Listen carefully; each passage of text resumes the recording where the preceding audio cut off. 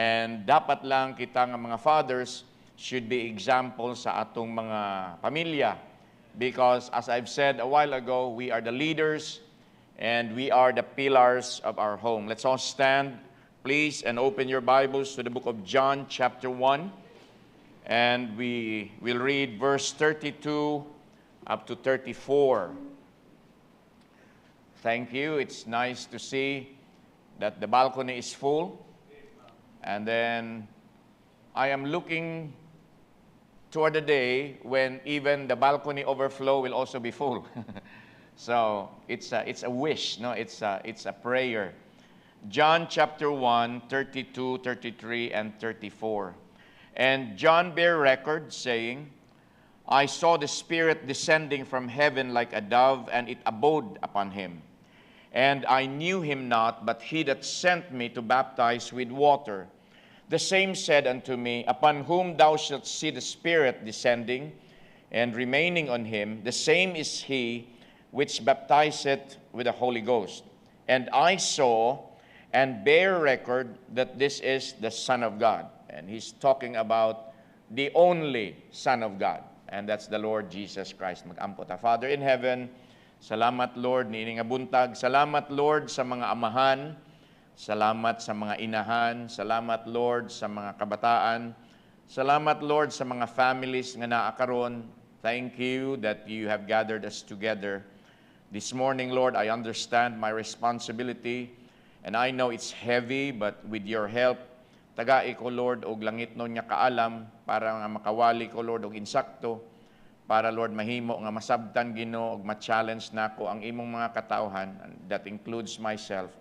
Help me, Lord, please, and I pray that we will have open hearts and we will have soft hearts to accept your word. In Jesus' name I pray.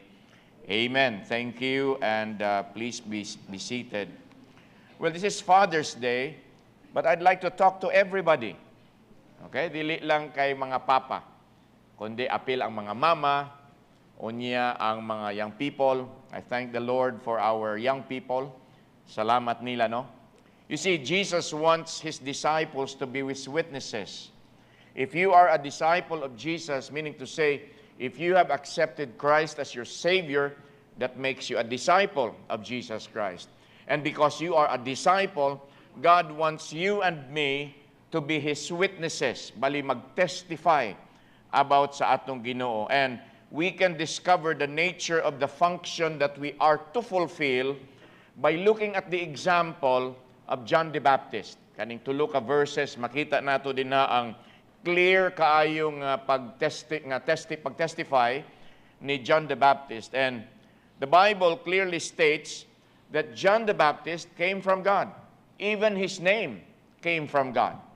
It was mandated by God Himself nga ang ngalan sa imong anak himuon nga John the Baptist. It came from heaven. It came from God. And God wanted him that he might be a communicator or a witness concerning Jesus Christ. So kining experience ni John the Baptist was personal, first-hand nature nga pag-witness niya sa kang Jesus Christ sa iyang pagbaptize. He was a unique witness.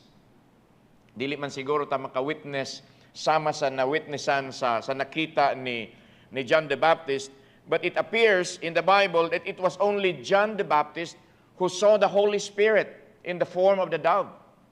And I believe it was only he who have heard the voice from heaven nga, this is my beloved Son in whom I am well pleased. So mauning gitestify ni John the Baptist about Jesus Christ as the Lamb of God who was to take away the sins of the world. Now, in fact, mga kaigsuunan, kita tanan nga mga disciples, unique ta. Lain-lain ta og mga experiences, lain-lain og gina-reveal ang Ginoo sa atong mga kaugalingon nga mga kinabuhi, lain-lain man ta og mga direction, but mga igsoon, it's nice to know, it's nice to be assured that we are in the direction that God wants us to go. Okay? As I have said many times, each one of us has a different track. So lain-lain ta og track. Ang akong gusto nga mahitabo sa akong kinabuhi, mag-faithful ko sa track or sa lane nga gi-assign sa Ginoo sa ako. And kamo mga igsuon dapat mag-faithful sad mo sa lane kung asa ka gibutang sa Ginoo. So, let me say this again. Each of us is unique. There's only one Johnny Brasileño in the world. Have you realized that my thumbprint, my fingerprint is the only one in the world of its kind? Because God wants us to leave a unique legacy in the name of Christ for the glory of God in this world. I cannot leave the legacy of Manong Angel Harumahom in this world. He has his own legacy. I cannot leave the legacy of Brother Sherwin Putian. Iya na nga legacy. Kaning ako pod ni. Mao na lain-lain ta mga igsuon og kining mga experiences, and we must not fail in giving our testimony about the Lord Jesus Christ. Now my question is, what is your witness? What testimony can you give? It all depends on your personal experience with Jesus Christ. Lain-lain man tag experience. How did I get saved? Lahi po ang inyo. Diba? Asa man mo na save, asa man mo nakadawat kang Kristo, lahi pong ako. Lain-lain tag lugar, lain-lain tag panahon, lain-lain po tag circumstansya. But the fact is, we have experienced the saving grace of the Lord Jesus Christ. So, this morning, if you have experienced salvation, then you ought to be witnessing about that. So I have here some points, and number one, testify of the joy of forgiveness.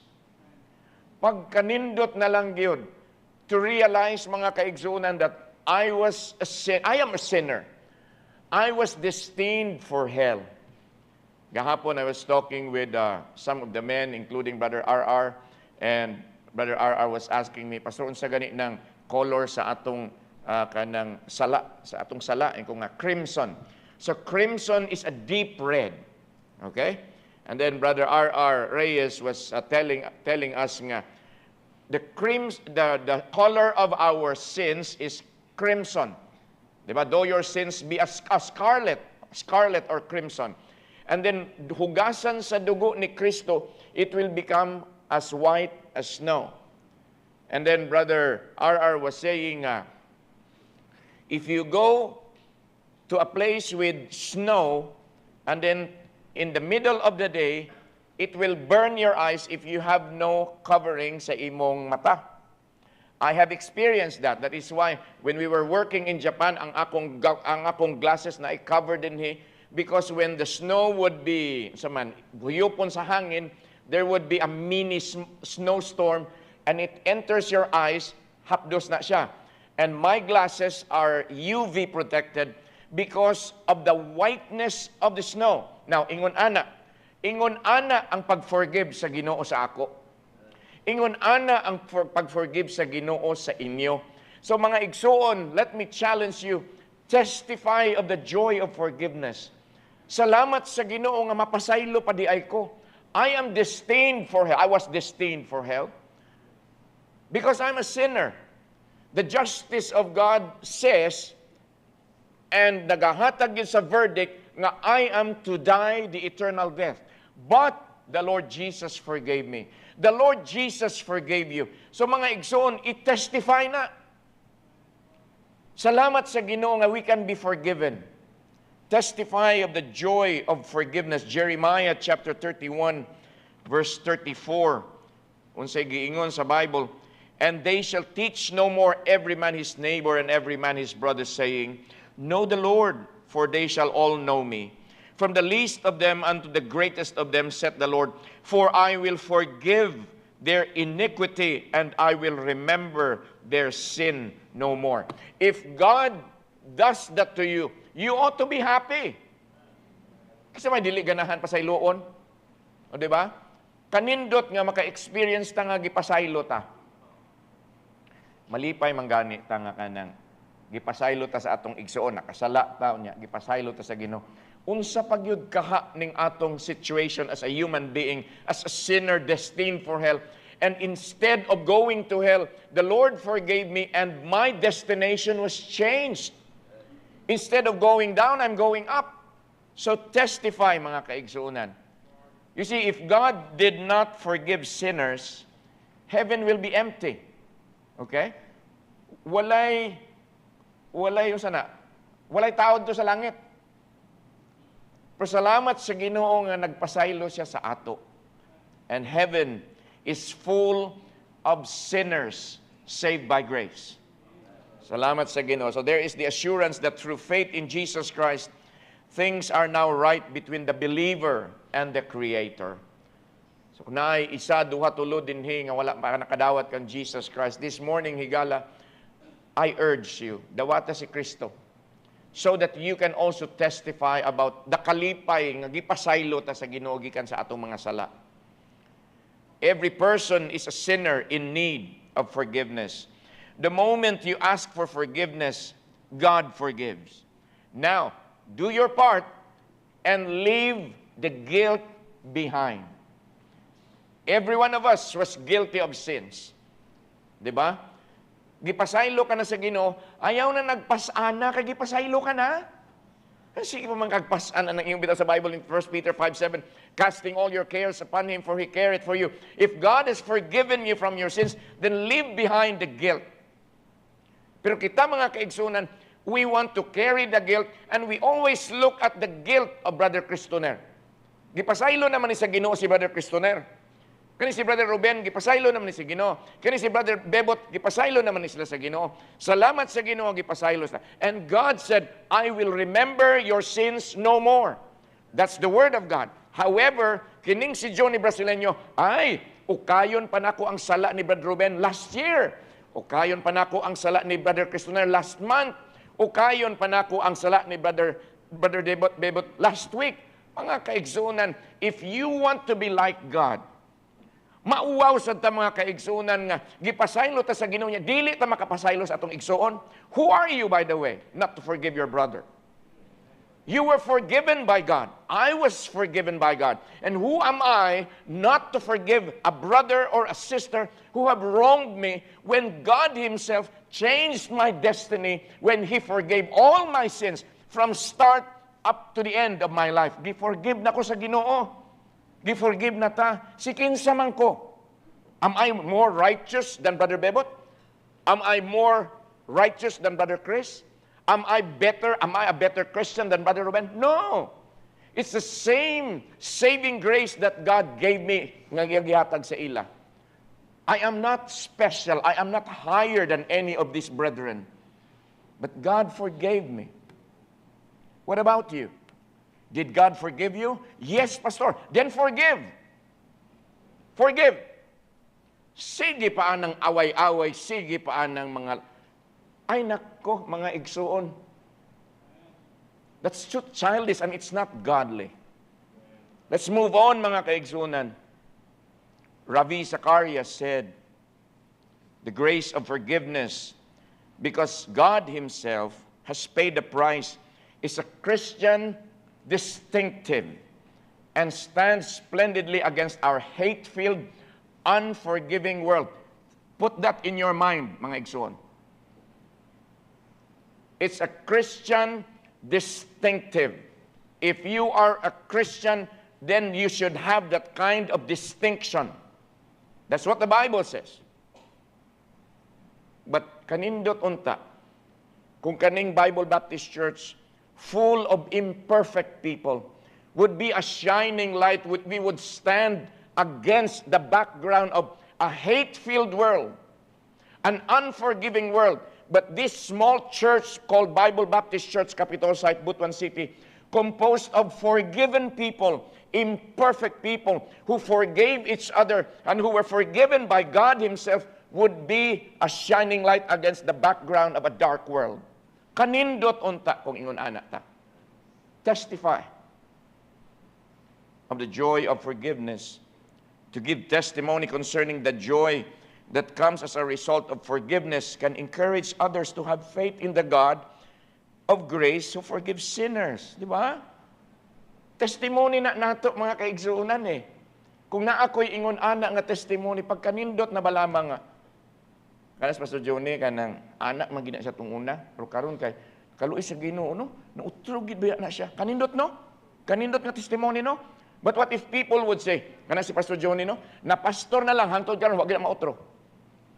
Pila na nakatuig nga pastor, maora gid gihapon, the same old Johnny is the same Johnny today. What a bad testimony. Kana bitawng gipasaylo ko sa Ginoo in a smaller scale. Nakasala ko, gipasaylo ko ni kinsa man. Pasaylo ko ni Paul, pasaylo ko ni Lawrence, pasaylo ko ni Brother Ruden, ni Brother Lloyd, ni Brother Adrian. Gipasaylo ko ninyo tanan. Salamat nga inyo kung gipasaylo. Pero di ginako mapasaylo ni si Brad Bibot, ni si Brad Chris, ni Brother Ben. Di ko kay grabe yun. Without realizing that what I did to you was graver than what they did to me. Are you following? Are you following? Kana mga igsuon. But let us testify of the joy of forgiveness. Psalm 32, please. Verses 1 and 2. Blessed is he whose transgression is forgiven, whose sin is covered. Salamat sa Ginoo. Number 2. Blessed is the man unto whom the Lord imputeth not iniquity, and in whose spirit there is no guile. Number 2, testify of the joy of eternal life. Salamat sa Ginoo nga naay eternal life. Daghang gyud nag-ingon nga kanang kaluwasan, na ako'y classmate nag-ingon nga kanang kaluwasan John, inang ginasiling mo bala nga kaluwasan nga ginatawag niyo? Utod-utod na sa putol-putol daw ba? Kay wala sang sala nga hindi mo mahimo, buwas makasala ka naman, ti mahayop ka naman pasaylo, ti luwas ka pa na.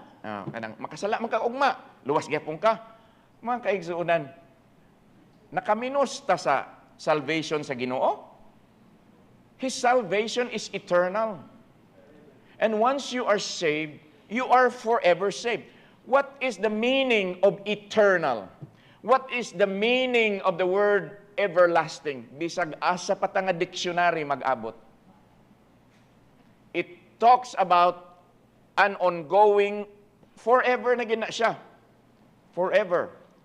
Ang Forever 21, murag na bankrupt naman, no? Mga mahilig sa Forever 21, na bankrupt naman siguro na. Pero ang forever sa Ginoo, eternal gina. And it is a joy nga makaingon ta nga, ay salamat Lord nga. Yes, we sin. Pero salamat sa Ginoo nga ang kaluwasan dili mawala. My relationship with my Father, my heavenly Father, may sour. Murag dili maayo akong relationship sa Ginoo kay nakasala ko.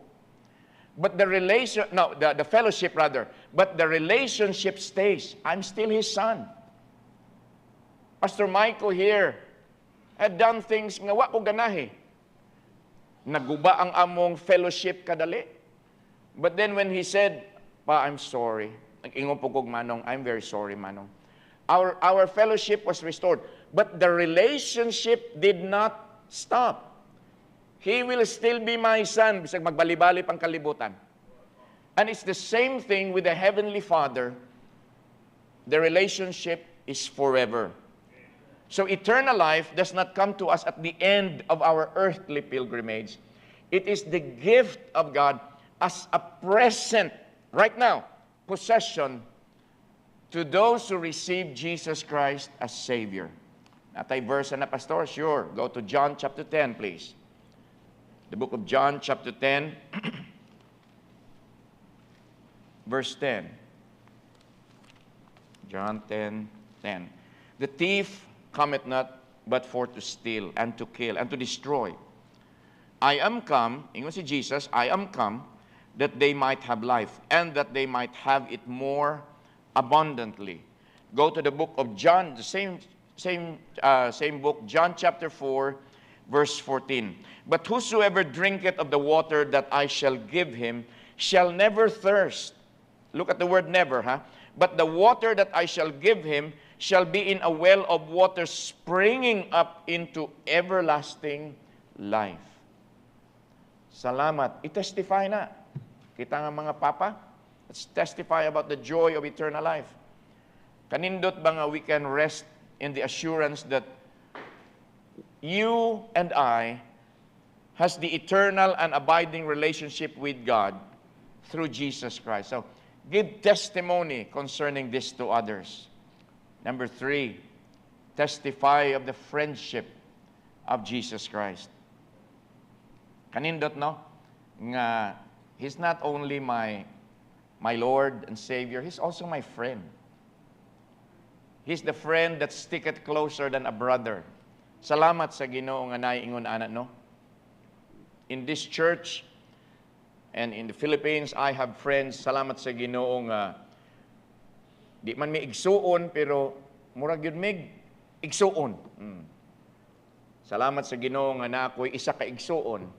Pero I don't have a brother, kaning biological brother. But I have many brothers nga in the ministry, kanindot ba nga I can call them my friend. Kanindot, no? Amo na mga kaigsuunan nga, if you have a good friend, treasure them. But one of the joys of being a follower of Jesus Christ is to enjoy His friendship. Kay numdum ko adtong asa to siya nga church nga kanang kung mag-pray siya sa Ginoo kanang kon gid siya kanang mura ra gid siya gatabi sa iyang barkada ba nga, Lord, naunsa man Lord ang among baboy Lord nasakit Lord nga. Kay baw biya ka Lord nga maura na akong gisaligan Lord. Ayo hapon Lord oy. Sina Lord ba? Ing ana siya mag-pray. Unya og ikaw mamina nga. Grabe ba niya disrespectful pa. But she was actually talking to God from her heart. Unya kita kunuhay nga mga balaan, Heavenly Father, the Creator of the universe. Pero ang atong kasing-kasing, wa diha. You have given all of these blessings to me. Thank you for these beautiful flowers. Your creation is magnificent. Pero ang akong kasing-kasing, wa diha. Mas maayo na lang itong nag-pray nga, Lord, ayaw wasad Lord akong baboy, Lord. Isa ragid na, Lord niya. Malmatay na, unsa na lang akong pangita. Ano, no?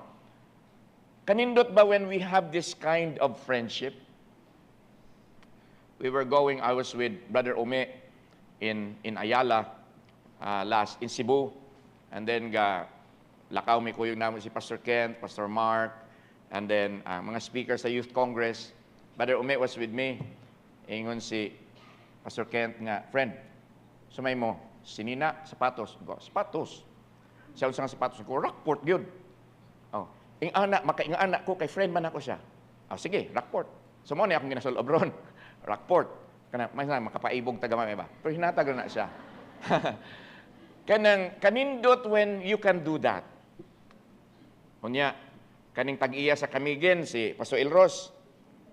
Mo text siya, friend, naara ka sa Butuan o tuwa ka sa laing nasod. Di ko naara ko sa Butuan. Pwede ko kahapit diya, friend. Ano ba? Kanindot kung naatay yung anak. But mga igsuon, we have a much better friend. And His name is Jesus. Everyone needs Jesus Christ, not only as Savior, but also as a friend. He is the friend who sticks closer than a brother. When you were down, who was there for you? It's the Lord, diba? Na ako'y nabasahan nga sa Facebook, kinig yung Facebook. Ingon siya nga, why do you hate sugar so much? Oh, kamo daw. Why do you hate sugar so much? When you were discouraged, who was there for you? When you were depressed, who gave you comfort? It was not lettuce. It was not cucumber. It was sugar. So ayaw magtuuan na may igsoon kay ma-diabetics niya ta. Pero bitaw mga kaigsoon, it's so nice to have the Lord Jesus Christ as our friend. And then number 4, testify of the Holy Spirit's help. God gives to each believer the Holy Spirit as a permanent indwelling guest. Na ga-indwell na siya. The moment you accept Christ as Savior, the Lord gives you the Holy Spirit. How can He be in each one of us, Pastor? Kung isara ang Holy Spirit. Yeah, isara ang Holy Spirit. But remember, one of the attributes of God is omnipresent. He is everywhere. In other words, He can be in my heart. He can be in your hearts. He He can be in the hearts of every Christian in the world. He can be in heaven. He can be anywhere because He is omnipresent. Mo nang nag-ingon siya nga, I will never leave you nor forsake you. That promise was not given to just one Christian. It was given to every Christian, every believer who have placed their trust in the Lord. Omnipresent man siya. Maubitaw na nga, kanang ginaingon nila nga, na ako no'y outer darkness sa langit, I don't believe in that. Because mga kaigsuunan, the Lord is the light. And in fact, the Bible tells us that in heaven, we don't need the light of the sun and the moon because the glory of God is shining in heaven. And because He is everywhere, He is omnipresent, for me, I believe there is no shadow in heaven. Kaya naman ang Ginoo anywhere. Di ba? If there is light everywhere, there's no shadow. So for me, there's no shadow. Pero mga kaigsuunan, kanindot nga naa ang Holy Spirit sa atong kinabuhi nga makatabang. John 14, please. Verse 6. The book of John, chapter 14. Verse 16, rather. 17. Ingon si Jesus, and I will pray the Father, and He shall give you another comforter, that He may abide with you forever, even the Spirit of truth, whom the world cannot receive, because it seeth Him not, neither knoweth Him, but ye know Him, for He dwelleth with you, and shall be in you. So lahi tong with you, lahi po tong in you. So naa sa ato. Salamat nga naay tabang ang Ginoo. The Holy Spirit comes to us the moment of our spiritual birth to assure us of the presence of God and to produce within us the fruit of the Spirit. Tanawa ra gud Galatians chapter 5. You know this very well. Galatians chapter 5, 22 and 23.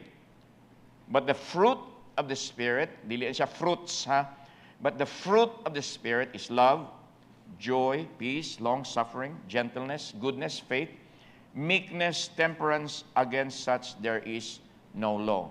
Salamat sa Ginoo nga naay ingon ana. And the Holy Spirit struggles with me in my life. Kay nga naman, ako dili man ko ganahan gud nga. Gusto ko nga ingnon ko nga. Grabe makita gyud ang fruit of the Holy Spirit, but I don't want to practice it. I just want you to be impressed with me. But actually, I don't want to practice the fruit of the Spirit because I have hatred in my life. Dapat mga igsuon, let the Holy Spirit win. I should let the Holy Spirit win. I should not grieve the Holy Spirit, but I should let the Holy Spirit have His way in my life para manindot ang akong kinabuhi. Ang problema lang, because many times I believe that I am much better than the Holy Spirit. I have much better ideas than the Holy Spirit. And the Holy Spirit says, mauni ang himo adjoni, ay dili ko. Kay nagbase ko sa akong emosyon, nagbase ko sa akong ego, nagbase ko sa akong pagkaako. But the Holy Spirit says, no, I want you to be like this. And when the time comes nga, I can be humble enough to swallow my pride, to lay aside my ego, and follow the ways of the Holy Spirit that He wants to have in my life. Ma-realize na ko nga, ka-okay ramang gidi ay, no? Kung ang Holy Spirit ang mag-dominate sa ako, no? Kanindot man di ay sa akong kinabuhi, no? When the Holy Spirit has His way with me. But when I want to have my own way, mga igsoon, let me tell you, you will be miserable. Pasano nimo na nga burden until you will have the humility to say, I surrender all, Lord. Please control me. Until you have the humility to do that, you will be miserable in your life. You will be lying about this to cover another lie, lie about and to cover this lie again to cover this lie. Pagkalisod ang aking nabuhi, oy. Kung itugyan na lang din mo na sa Ginoo and follow His will. As the Spirit of God does His work in you and to you, do not hesitate to tell others of God's gracious work within you.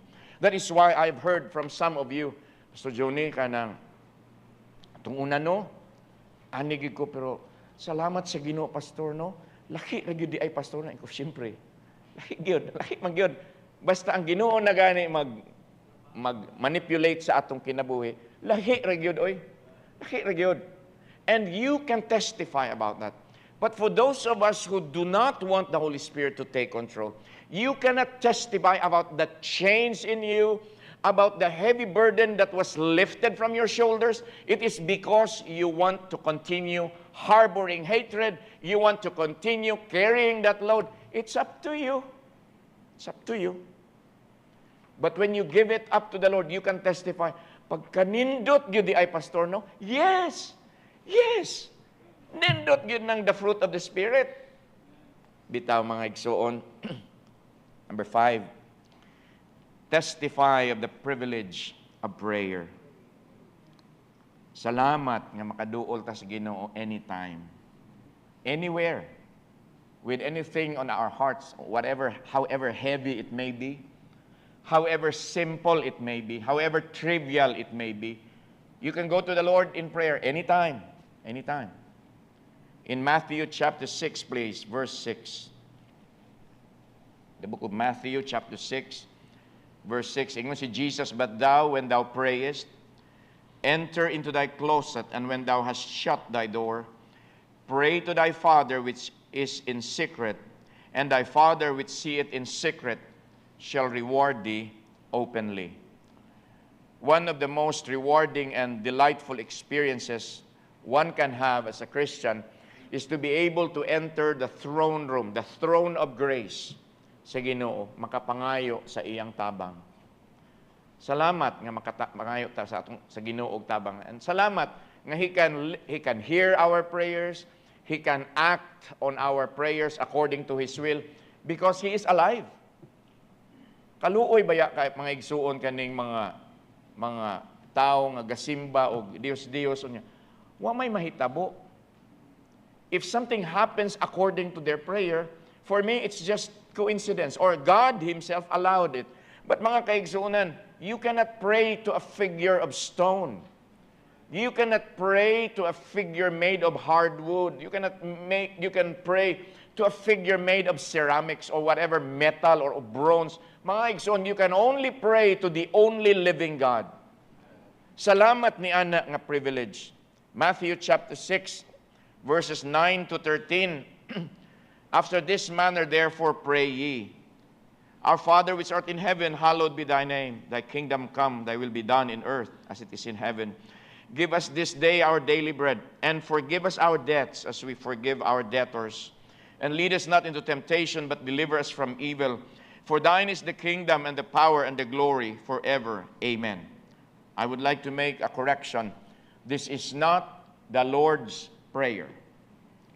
The Lord Jesus Christ Himself does not say this prayer. Tanawa ragod ang giingon sa verse 9, after this manner,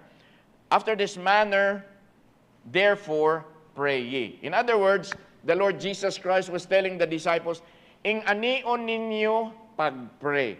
So this is the model prayer, not the Lord's Prayer. Understand? Nganong moingon man na si Jesus Christ nga, forgive us our debts. Wa may utang ang Ginoo. Wa may sala si Jesus. So this is just an example. The Lord Jesus Christ was actually giving us a model or an example or a blueprint of how to pray. So this is the model prayer, not the Lord's Prayer. Okay? It is the model prayer that is given by the Lord. Pero salamat nga we can go to the Lord in prayer. We come into God's presence not as delinquent beggars, but as the children of His grace and love. We come not to beg, but to be blessed. You don't need to beg sa Ginoo. He's your Father. He's our Father. Dr. Charles Stanley said, to have God speak to the heart is a majestic experience. An experience that people may miss if they monopolize the conversation and never pause to hear God's responses. Have you talked to somebody nga gusto niya iyahon tanan istorya? Daghana sa office. Gusto niya iyahon tanan istorya. Mo namin ko nga, wait, that's enough. Sometimes I have to do that. In prayer, mga kaigsuunan, dapat, dili Kita pirmi, Lord, tagai ko, Lord, tagai ko, Lord, ani Lord, Lord, i-promote ko, tagai ko ani Lord, Lord, kinahanglan ko ani Lord, ayuha ko, daghan na lang. Why don't you just pause for a while and try to listen to the still small voice? Because many times we monopolize the conversation. You see, prayer is supposed to be a dialogue. Dialogue is between two persons. God, us. Dili na siya monologue nga. Ako rin magpaminaw, Lord. Mao ni akong isulti mo na, okay, kasabot ka, Lord? It's not like that. It must be a dialogue. Yes, we give our requests to the Lord. Yes, we let them know how we let Him know how we feel. We tell Him kung unsay atong mga needs. And that's perfectly okay. But you have to know when to keep your mouth shut and listen to the still small voice of the Lord. Unsa may gusto nimo, Lord, nga masabtan ako, then be quiet. Mo bitaw nang ingon sa Ginoo sa verse ganina nga, enter into thy closet and pray to the Lord in secret, because the Lord wants us to be undisturbed without any distractions, so that we can hear the still small voice. But the point, mga kaigsunan, that I want to drive this morning is this: I cannot hear the still small voice of the Lord because the world is too loud. The chismis is too loud. The intriga is very loud. And we want to turn the volume up more. Mga igsuon, hilom ragod one time. Hilom ragod. And listen. Try to listen what God is trying to tell you. But because I believe so much in myself, I have better ideas. Ayaw, mga igsuon. Listen. Because prayer is a dialogue. If it is a monologue, it's just a literary competition probably, but a prayer is a dialogue. Wesley Jewell said, God waits for you to communicate with Him. You have instant, direct access to God. God loves mankind so much, and in a very special sense, His children, that He has made Himself available to you at all times. Sabi no? So ayaw gyud huna-huna, mga igsuon, hanga. Effort, intelligence, and work, planning carefully is much better than prayer. No. Ingon biya sa Bible, we are warned by the Bible not to lean on our own understanding. It's good to plan ahead. It's good to work hard. It's good to do things in an organized manner. Very good. Pero mga igsoon, remember the words of Jesus Christ, without me, ye can do nothing. That is why we need to pray. If Jesus Himself prayed, kita pakaha. So mga kaigsuunan, testify of prayer.